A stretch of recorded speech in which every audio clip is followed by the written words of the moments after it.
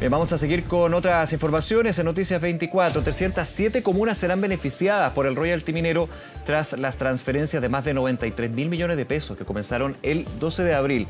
Para hablar de otros temas, estamos ahora en contacto con el senador del PPD, Ricardo Lagos Weber. Senador, muchas gracias por acompañarnos. ¿Qué tal?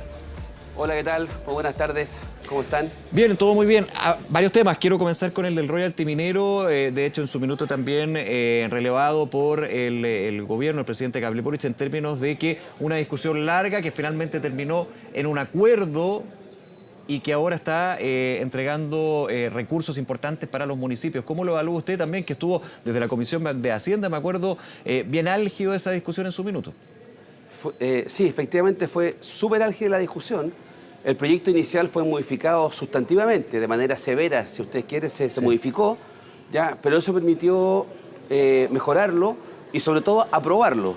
Este proyecto tiene distintas maneras de abordarlo. Una que es entretenida, a mi juicio, desde el punto de vista de la política, es que es un proyecto que lo que hizo fue subir los impuestos a las grandes mineras en Chile, ¿ya? O sea, era un proyecto tributario, en esencia.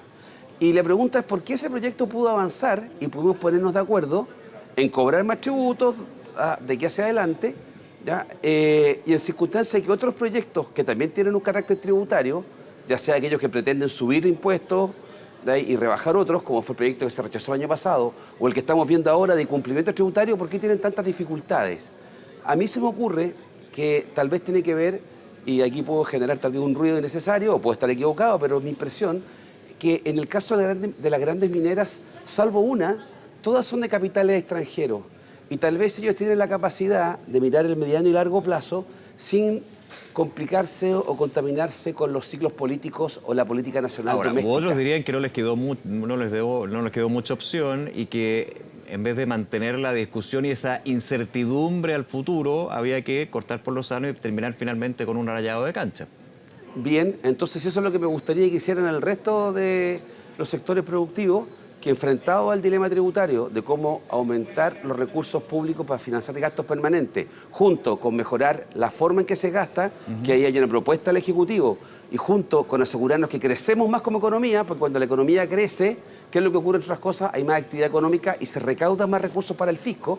Entonces esas medidas que las incorpora el ministro Marcel también tienen que ir acompañadas de una revisión de la forma en que se pagan los tributos en Chile y la carga de la misma. Yeah. Y yo en eso es donde creo que una primera lección del royalty esa. Y la segunda, que es lo que tú me preguntabas y que yo me aproveché de darme la vueltecita larga para pasar mi mensaje, lo admito, ¿ya? Es que en el tema del royalty no solamente se benefician las comunas de donde están los yacimientos mineros o las comunas por donde transita el cobre que se extrae o las comunas puerto por donde se saca el cobre al mundo, sino que también se hizo un fondo para las regiones y sobre todo para las comunas vulnerables en Chile, o sea, comunas que no tienen yacimientos mineros, comunas del sur, ya, comunas alejadas de los yacimientos, están recibiendo recursos que son bien significativos dados sus ingresos propios. Y eso creo que habla bien de una política pública, porque son además fondos de libre disposición. Eso es muy importante. Los municipios deciden cómo gastar esos recursos.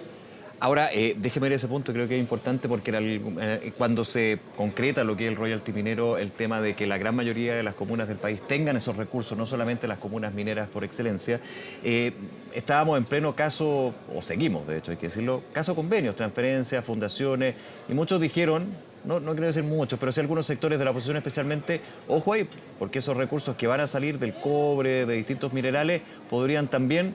¿Cómo lo ha visto desde ese punto de vista? ¿Se ha aprendido? ¿Ya no hay que preocuparse por eso? ¿La fiscalización siempre del aparato público es bien relevante? Aquí no quiero abrir heridas ni nada, pero lo que vimos en el tema de fundaciones fue bien feo, para hacer una palabra la más sana posible. Sí. ¿Ya? No hay duda en eso. Segundo, el gobierno constituyó un grupo de trabajo que hizo recomendaciones para hacer proyectos de ley, para modificar leyes, pero al mismo tiempo en la ley de presupuesto que ya aprobamos, que tiene vigencia un año, recuerdo que la ley de presupuesto dura un año, porque todos los años se hace una nueva ley, para esta ley se incorporaron buena parte de las medidas para evitar esa discrecionalidad o esos vacíos que permitieron los abusos que conocimos, ¿ya? Tercero, estos recursos del royalty creo que se están recién redistribuyendo a las comunas, en consecuencia no podría yo pasar juicio si es que se está haciendo bien o mal, pero sí están llegando los recursos a las comunas y como reitero, en muchos casos, las comunas más vulnerables tienen dos fuentes de ingreso. Las propias, producto de patentes, etcétera, Claro. permiso, pero al mismo tiempo entiende lo que aporta el Fondo Común Municipal.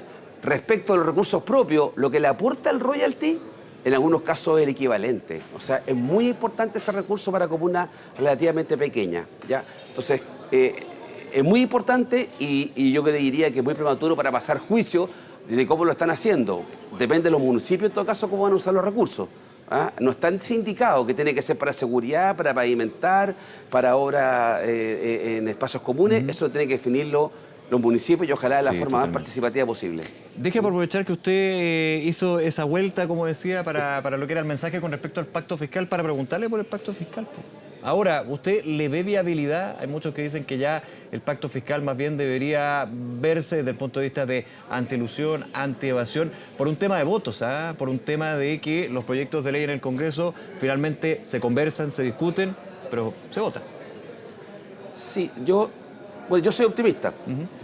Si no, ¿para qué estoy acá representando ciudadanos que me dieron su respaldo en dos oportunidades para andar con la cabeza agacha, negativa, pensando que nada se va a resultar? Entonces no puedo, porque hay cosas que han resultado. Entonces yo creo que hay que generar las condiciones para que las cosas resulten y avancemos. Entonces, en el tema del pacto fiscal, el ministro Marcel, una vez que le rechazaron la reforma tributaria en marzo del año pasado, escuchó lo que le dijo a la oposición. ¿Qué decía la oposición? Mire, más que subir los impuestos hay que mejorar el crecimiento económico, por lo que señalaba recién. Si crecemos más, se recauda más. Bueno, Mario Marcel constituyó la comisión Marfan, etcétera, para estudiar qué es lo que era el dividendo del crecimiento y qué medidas se podían implementar ponerle para que cifras, datos crezcamos. de proyección. Y después se dijo, oiga, no, pero gasta mejor la plata, porque la están gastando mal. Bueno, ahí hay 12 o 15 medidas en el paquete de pacto fiscal para mejorar la forma de gastar los recursos públicos.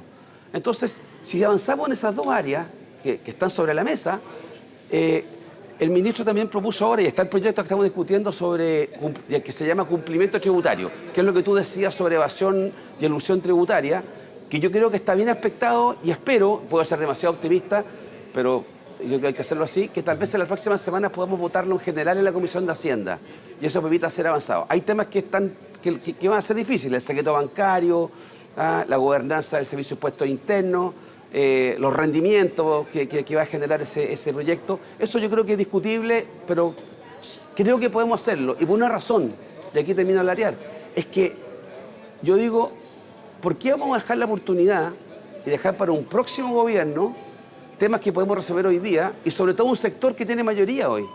La oposición es mayoría en el Senado. Ellos tienen el sartén por el mango desde el punto de vista de cómo avanzar en materia tributaria, que además no tiene leyes de quórum especial, con lo cual ellos tienen la mayoría. Bueno, si yo fuera ellos o si fuera del sector privado, trataría de influir hoy día, que tengo esa mayoría, para que el diseño final de la reforma tributaria, de la reforma de pensiones, de una eventual reforma educacional, etcétera, como tienen mayoría, van a poder influir de mejor manera en el diseño final. No van a tener el 100, pero van a tener predictibilidad para el futuro, van a tener estabilidad de lo que se acuerde ahora, va a durar en el tiempo. Yo no veo por qué se va a dejar pasar esa oportunidad. Por eso que tengo un grado de optimismo que puedo ser el único acá, dirán, pero creo que es el camino. Y es lo que hicimos además durante 20 años en Chile en el pasado, con los acuerdos. Senador, y avanzamos. sí, claro, y en otro tema, aprovechando esta conversación, y en ese optimismo, ¿usted es optimista con respecto a otro tema que se está discutiendo? Eso sí es la comisión mixta, pero el Senado tiene un punto importante ahí con respecto al proyecto de ley de ISAPRES. Están en este minuto que conversamos los dos, están reunidos la comisión mixta de salud para resolver el tema ISAPRES. Está medio trancado por un tema de la deuda. Pero mantengo mi optimismo, que van a llegar con una propuesta. Puede que no sea la que quieran todos, pero claro, una propuesta tiene que llegar, porque el plazo es inminente de la Corte Suprema, creo que el 12 de mayo, si no me equivoco. 12 de mayo. Entonces, y esto está a la vuelta de la esquina, esto el domingo, si no me equivoco, martes, ya ni me acuerdo, pero lo que quiero decir es que esto está ahí y yo creo que sí que ha llegado a un acuerdo. Tal vez se hubiera tratado de llegar al acuerdo antes, porque hace un año que tenemos este plazo sobre la cabeza.